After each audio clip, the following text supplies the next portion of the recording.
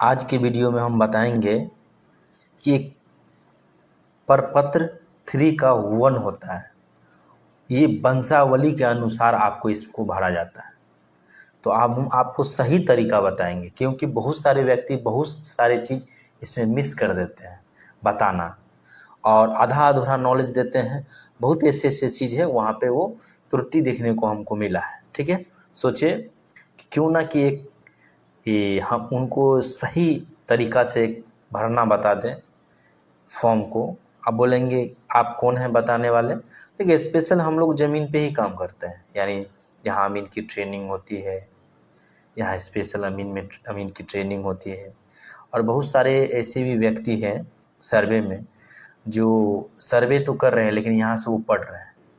सर्वे में है, बिहार विशेष सर्वेक्षण में वर्क कर रहे हैं, लेकिन यहाँ पे वो ऑनलाइन क्लास कर रहे हैं। तो हम लोग बहुत ऐसे व्यक्ति हैं जिनको ये सारे फॉर्म भरना सिखलाते हैं, हर एक चीज़। अब बात करें तो पैसे से हम वकालत भी करते हैं, यानी अमीन भी है। स्पेशल ज़मीन से जुड़ा हुआ ही हम जो भी काम करते हैं वकालत में, उसके आसपास जो है जो रहेगा, यानी 360 डिग्री में, उसके अलावा कुछ और नहीं। तो हम इस पत्र को बताएंगे किस प्रकार आपको भरना है। सबसे पहले ये समझिए, इसको भरने इसको जो भरेंगे आप, वंशावली और स्वघोषणा पत्र, जिसको प्रपत्र 2 बोलते हैं। ठीक है, इसके अनुसार आपको भरना है। ठीक है, ये हम पहले आप लोग को बताए हैं। ठीक है, देखिए ये वंशावली है, ऐसे देखिए आप लोग वंशावली। ठीक है, वंशावली के आधार पे इसको भरना है। ठीक है ना, तो जो वंशावली है, जैसे देखिए हम पहले इसको बता देते हैं, फिर वंशावली के आधार पे आपको किस प्रकार भरना है ये हम आपको बताएंगे। थोड़ा ध्यान दीजिएगा, ध्यान देंगे सारा चीज़ सीख जाएंगे। दूसरा वीडियो देखने की आवश्यकता पड़ेगा नहीं इस वीडियो के बाद, अगर थोड़ा पेशेंस रखेंगे तो। नहीं तो फिर भटकते रहेंगे और गलत पे गलत जानकारी करते रहेंगे, ज़मीन में कुछ भी गड़बड़ी हो जाएगा। सर्वे टीम आपको उतना कुछ गाइड करेंगे नहीं। अगर गड़बड़ सरबर हो जाएगा तो ज़िंदगी भर के लिए वो पेपर गड़बड़ हो जाएगा, दौड़ते रहिएगा, कोर्ट का चक्कर लगाते रहिएगा। ठीक है ना, यहाँ पे देखिए सबसे पहले फॉर्म को थोड़ा हम समझ लेते हैं। देखिए, बिहार विशेष सर्वेक्षण एवं बंदोबस्त तकनीकी मार्गदर्शिका, कहने का मतलब ये आप जो है सर्वे टीम को एक मार्गदर्शन दे रहे हैं कि आपको क्या करना है, मेरा क्या चीज़ उसको बता रहे हैं। ये एप्लीकेशन है। ठीक है, अधिनियम वंशावली का है, अधिनियम की धारा 5 का 1। ठीक है ना, इसमें जो है देखिए सेवा में, यानी आप एक क्या दे रहे हैं, एप्लीकेशन, यानी एक पत्र दे रहे हैं। बस जैसे स्कूल में आप लोग दिए होंगे हाथ से लिख के, तो ये क्या है, इसमें स्ट्रक्चर पहले ऑलरेडी बनाया गया है। नहीं तो फिर ये भी होता कि आपको ये स्ट्रक्चर इस प्रकार हाथ से लिखा हुआ मिलता और उसके अनुसार भी कर सकते हैं। ठीक है, लेकिन ये फॉर्म फॉर्मेट में है तो आज भरना आसान है, नहीं तो ये सारे चीज़ लिखना पड़ता है। ठीक है, देखिए शिविर प्रभारी को आप ये बता रहे हैं, मार्गदर्शन दे रहे हैं। ठीक ना, कि मेरा अंचल ये है, जैसे अंचल लिख देंगे राजनगर, मधुबनी में है तो राजनगर। देखिए राजनगर, ठीक है, राजनगर। हम थोड़ा ये पतला है इस कारण से इसको तौर में डाल देते हैं, थोड़ा मोटा हो जाएगा। ठीक है, देखिए राजनगर, जिला मधुबनी। देखिएगा मधुबनी, ध्यान दे देंगे एक बार बस, आप उसके बाद आवश्यकता नहीं पड़ेगा कुछ। मधुबनी, देखिए विषय यहाँ पे स्वयं की वंशावली समर्पित करने के संबंध में, यानी अपना वंशावली आप समर्पित कर रहे हैं, यानी दे रहे हैं वंशावली के अनुसार। ये इसके साथ वंशावली अटैच करके देना होता है। वंशावली हम आपको बताएं कि किस प्रकार बनता है। ठीक ना, ऐसे आप देख सकते हैं, नहीं तो हम इसको थोड़ा व्याख्या हम कर देंगे। अगर समय मिलेगा तो इसी वीडियो में कर देंगे, इंतजार कीजिएगा तो। ठीक है, देखिए उसके बाद आप जो है समर्पित कर रहे हैं, तो आप जो है एप्लीकेशन वगैरह दे रहे हैं, और यहाँ पे आप बता रहे हैं कि आपके द्वारा ये दिया जा रहा है। ठीक ना, मतलब संबंध में देखिए उपरोक्त विषय के संबंध में सूचित करते हुए कहना है कि मैं या हम लोग, अगर अकेले हैं तो सिर्फ मैं, अगर एक से अधिक है तो हम लोग। तो ज़रूरी नहीं है आपको ये काटना है, इसमें लिखना है, उतना ज़रूरी नहीं है। ठीक ना, काट देंगे थोड़ा, काट देंगे तो कुछ ऐसी बात नहीं है, तो यहाँ पे वो स्पष्ट हो जाता है, कोई ऐसा बात नहीं है। क्यों क्यों स्पष्ट हो जाता है? क्योंकि आप वंशावली देते हैं। क्या? वंशावली देते हैं। वंशावली जैसे ये हम वंशावली के बारे में थोड़ा बताएं, यहाँ फॉर्मेट दिखा रहे हैं। ऐसे वंशावली बताए हैं, ये इसी हम कुछ ही वंशावली बताएंगे। इसमें बहुत सारी चीज़ आपको ये समझ में नहीं आएगा, हम आपको बताएंगे किस प्रकार होता है वंशावली। पहले ये समझ लेते हैं। देखिए, तो वंशावली के आधार पे है तो ये सत्यापित इससे कर ले, ये हो जाता है क्योंकि इसके अटैच है। तो इतना आपको काटना खूटने की आवश्यकता है नहीं, क्योंकि वंशावली आप दे रहे हैं, ठीक है ना। आप हाँ, ये याद रखिएगा, ठीक है। तो देखिए, आप जो भी हैं यहाँ नाम से स्पष्ट हो जाता है। फिर भी अगर आप चाहते हैं कि इसमें भी काटें तो काट सकते हैं, कोई दिक्कत नहीं। जैसे आप सबसे पहले आपको ये समझना होगा कि यहाँ पे जो इसमें ये जो ज़मीन है, ठीक है, ये ज़मीन किन व्यक्ति के नाम से है और उस ज़मीन को अभी कितना व्यक्ति जोत रहे हैं, यानी कितने व्यक्ति दखल कब्जा लेके अपना काम कर रहे हैं। अगर मान के चलिए कोई व्यक्ति है, ठीक ना, सुरेश दास कोई व्यक्ति था, ठीक ना, एग्जाम्पल के लिए सुरेश दास, जिसका जो है 3 बेटे थे। तो तीनों बेटा को बंटवारा हो गया है। तो बंटवारा हो गया जिस रूप से हो गया, दखल कब्जा उनके अपना अपना मिल गया है, मतलब अपना हिस्सा का जो हो सकता है। तो सबका क्या करेंगे, नाम यहाँ लिखेंगे। यहाँ जैसे सुरेश है तो माइन जो रैयत का नाम है सुरेश है, लेकिन यहाँ हम रैयत का नहीं, पट्टेदार का नाम लिखेंगे। जितने व्यक्ति दखल कब्जा है जिस जमीन पे जोत रहा है उसका नाम, और उस वो जो है यहाँ पे जिसका ये पुत्र है, ठीक है, वो यहाँ पे लिखेंगे। यानी जो संबंध बनाता है, यानी इसके साथ जो है उस व्यक्ति का क्या संबंध है, ठीक है, मतलब क्या संबंध है, मतलब जिसका जो जमीन पे ये रह रहे हैं यानी जोत कर रहा है। देखिए, तो वहाँ पे देखिए, जैसे इसका 3 बेटा, सुरेश जी का 3 बेटा थे, ठीक ना। जैसे रमेश जी का एग्जाम्पल ले रहे, जैसे रमेश जी हैं, उनको कितना बेटा, 3 बेटा। तो देखिए, एक है सुरेश दास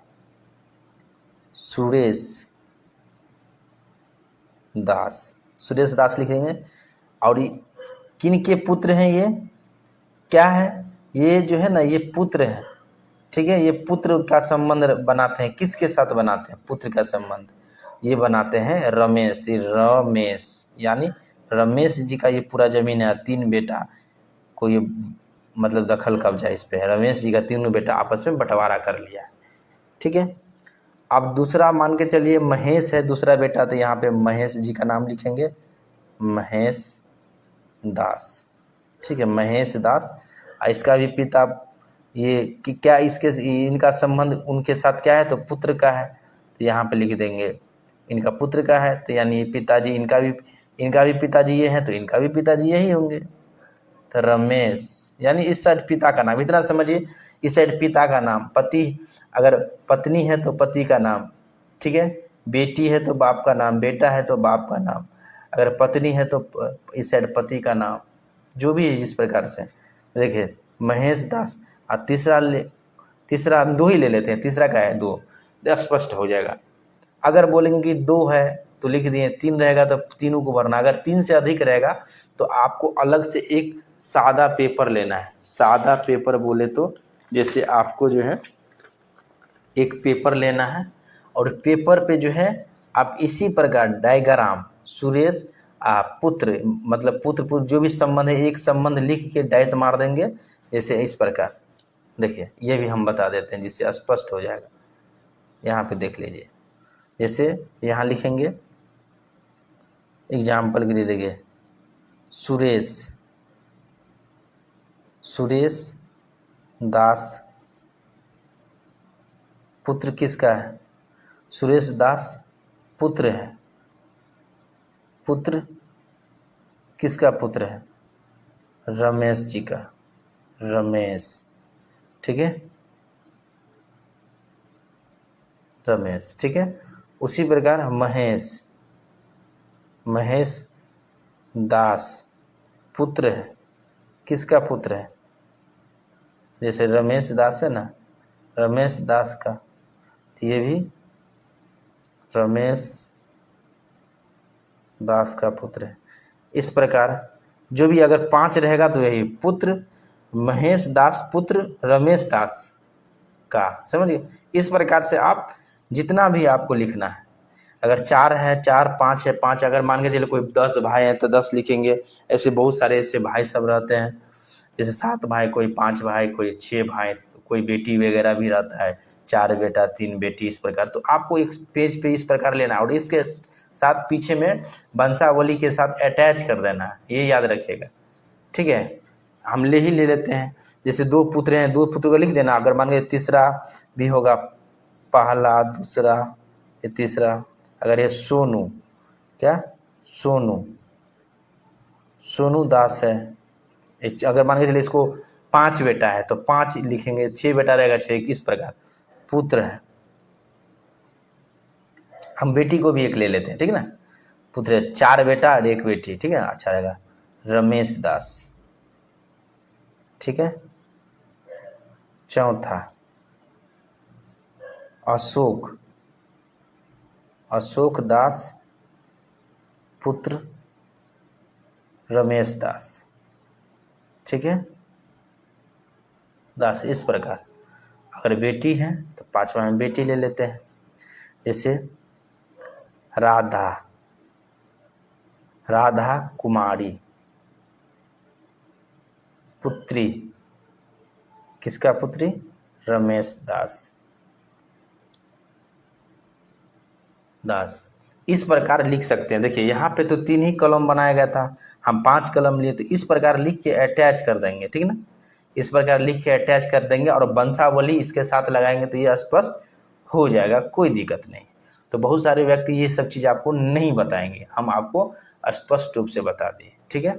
हम आगे बढ़ते हैं, ठीक है। उसके बाद देखिए लिख दिए, यही थोड़ा समझाना मुश्किल था, ठीक है। अब इसमें हम 3 आदमी ले लिए, 4 आदमी, जो भी रहेगा इस प्रकार से लिख देंगे। अगर ज़्यादा रहेगा ना तो अलग से इस प्रकार से आपको लिखना है, ज़्यादा रहेगा तो इस प्रकार से लिखना है, अच्छा रहेगा। अगर 2 है तो बस 2 इसमें आ जाएगा, 3 है तो 3 तक तो ये कवर कर लेता है, ठीक है, इसमें कोई दिक्कत नहीं। आगे बात करते हैं। अब पत्नी है, अगर पत्नी है तो पत्नी का भी नाम आप देख सकते, पुत्र या पत्नी है। होता है कि पुत्री होता है या पत्नी होता है, कोई नहीं रहता है तो पत्नी रहेगा, अगर बच्चा नहीं हुआ तो पत्नी, बच्चा है तो पत्नी, अगर कोई नहीं है, बेटा बेटी नहीं है, दोनों नहीं है तो पुत्री होगा। इस ऐसा संबंध में आप पुत्री लिख सकते हैं। निवास स्थान जो भी है, जैसे निवास स्थान में क्या है, गांव का जो नाम लिख देते हैं, हम एग्जाम्पल के लिख देते हैं, चकदह मधुबनी का, ये मधुबनी रेलवे स्टेशन के पास है। ग्राम क्या है, चकदन, ठीक है।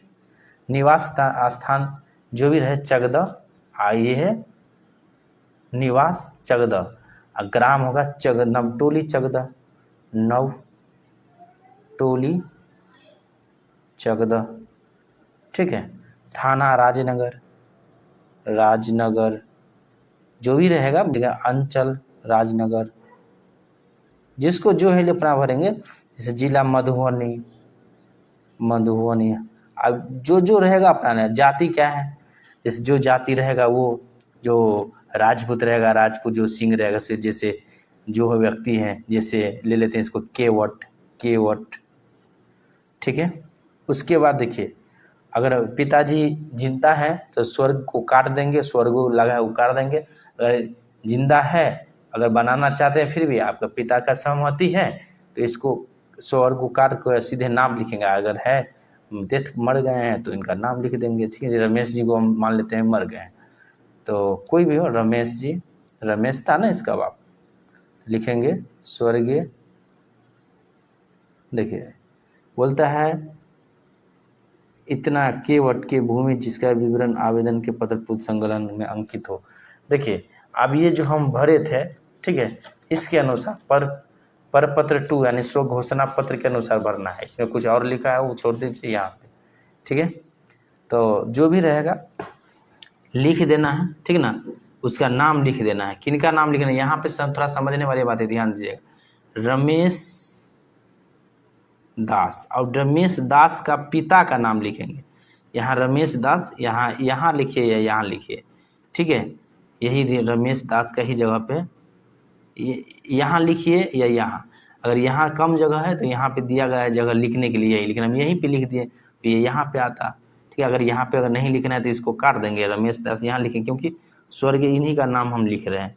ठीक है, यहाँ स्वर्गीय लगा था, अगर मर गया है तो स्वर्गीय लगाते हैं, स्वर्गीय रमेश दास।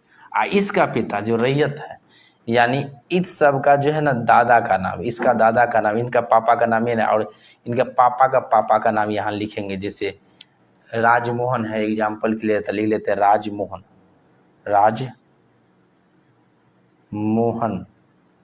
ठीक है, राजमोहन दास, ठीक है, राजमोहन। ग्राम क्या है, तो ग्राम जो है लिखे हैं तो लिख देंगे चकदह नवटोली, ठीक है, क्या चकदह नवटोली, जोड़ है लिख देना है। देखिए अब यहाँ पे है जो राजस्व ग्राम हो, राजस्व मतलब मोजा, जिसमें आपका जमीन है, मोजा मतलब होता है जिस गांव में आपका जमीन है, तो मोजा का नाम लिखेंगे। जैसे मोजा जो भी रहे, मंगरौनी रहेगा, जो भी रहे लिख लेते हैं मंगरौनी, ठीक है, मंगरौनी। अंचल राजनगर है तो उसी के राजनगर। जमाबंदी संख्या पूछ रहा है तो जमाबंदी संख्या डॉट डॉट करके दिया है, तो संख्या यहाँ लिख दीजिए। तो कुल ले लेते हैं हम कि वो 8406 है, ठीक है ना, 8406 एग्जाम्पल के लिए। और यहाँ पे कि ये जमीन कैसे प्राप्त है इनको, देखिए माइन यहीं पे बहुत व्यक्ति गलती किए, वीडियो वगैरह बनाते तो हैं, बात है कि उस बैकग्राउंड से वो लोग हैं नहीं, उनका गलती नहीं है, वो थोड़ा बताने का प्रयास करते हैं लेकिन गलती वगैरह हो ही जाता है जिनको इस बैकग्राउंड से नहीं रहता है। तो यहाँ पे लिखेंगे जमीन जो है आपको केवाला वाला है या खतियानी वाला, खतियानी तो लिखा है, केवाला वाला है तो केवाला वाला लिखेंगे, ठीक है। जिस प्रकार का भूमि, ये जमीन आपको किस प्रकार से प्राप्त हुआ है, इस जमीन आपको कैसे प्राप्त हुआ, आपका अधिकार जो है इस पे किस प्रकार बोला जाए अगर आपको, तो दावा का आधार, ठीक है, दावा का, इस भूमि पर दावा का आधार क्या है, केवाला या खतियान या कोई अन्य हो जाए, दान वाला हो सकता है, दान या बंदोबस्ती या उत्तराधिकारी, जो भी हो सकता है। लेकिन इनका हम पूछ रहे थे कि ये उत्तराधिकारी कब होगा, ये सब उत्तराधिकारी है, लेकिन इसका हम बात कर रहे हैं ना, अभी रमेश जी का बात कर रहे हैं, तो इनका किस प्रकार से ये जमीन है, केवाला रहेगा तो केवाला लिखेंगे, ठीक है। एग्जाम्पल के लिए लेते हैं कि केवाला वाला जमीन है। अगर खतियानी जमीन है तो बस खतियानी जमीन है तो कोई बात नहीं है, ठीक, खतियान लिखा है अब्लिक मार के, क्योंकि खतियान दोनों में से एक है, तो केवाला होगा। अगर यहाँ पे कुछ भी हो सकता है, खतियान तो कॉमन है कि खतियान अधिकतर को खतियान आता है, उसके बाद वो दान वाला है या केवाला वाला है या बंदोबस्ती वाला है। यहाँ पे आपको इस पे जो अधिकार मिला है, किस मतलब भूमि पर दावा का आधार क्या है, यानी आपका है इस पे मतलब आपका है, किस चीज़ के तौर पे आप अपना अधिकार बता रहे हैं, तो वो चीज़ यहाँ पे आपको लिखना होगा। हम एग्जाम्पल के लिए अगर लिख लेते हैं कि ज़मीन वो रजिस्ट्री वाला है, वो खरीदे हैं, किसी से रजिस्ट्री करवाए हैं, तो वो केवाला हो जाएगा, केवाला। अगर वो दान वाला होगा, क्या दान वाला होगा, तो लिखाएंगे जिस प्रकार से हो, यानी बंदोबस्ती ज़मीन होगा तो बंदोबस्ती, दान होगा तो दान, जो भी चीज़ें यहाँ पे आपको लिखना है, ठीक है। अगर खतियान वाला रहता तो कोई बात नहीं, खतियान में टिक मार के निकल जाते हम, या खतियान तो ऑलरेडी था ही, ठीक है।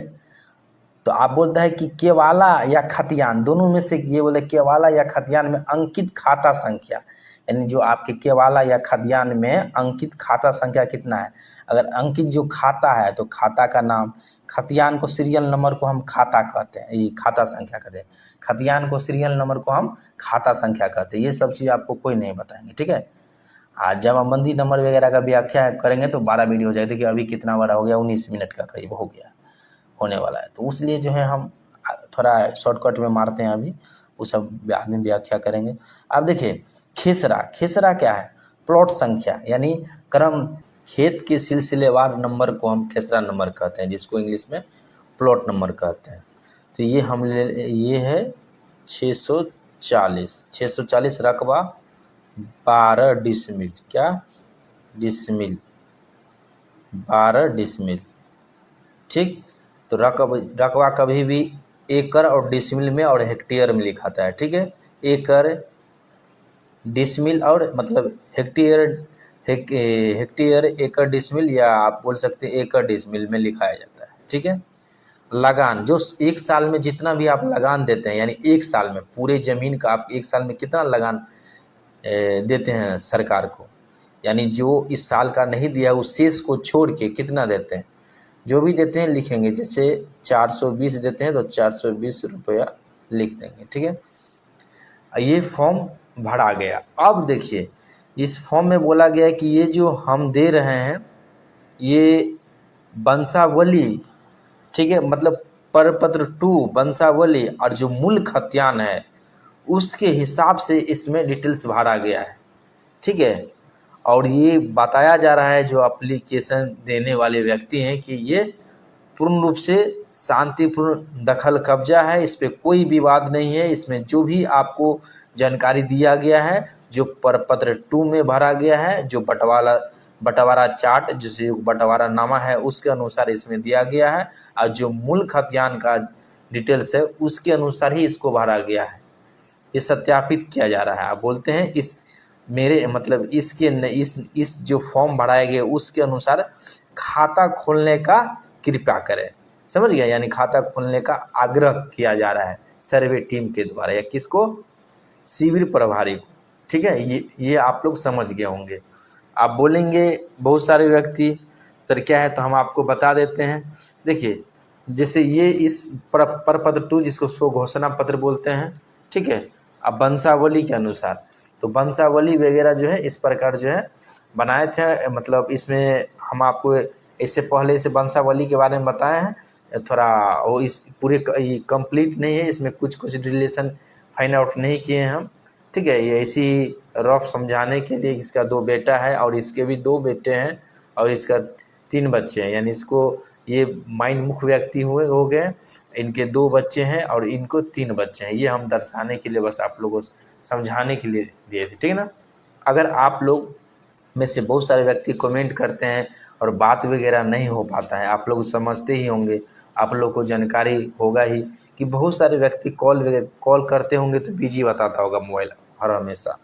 तो आप लोग को हम बता रहे हैं कि ये व्हाट्सअप नंबर है जो स्क्रीन पे आप लोग को दिख रहा है, ये व्हाट्सअप नंबर है। व्हाट्सअप पे मैसेज करेंगे तो आपको पूर्ण रूप से रिप्लाई मिल जाएगा, ठीक है।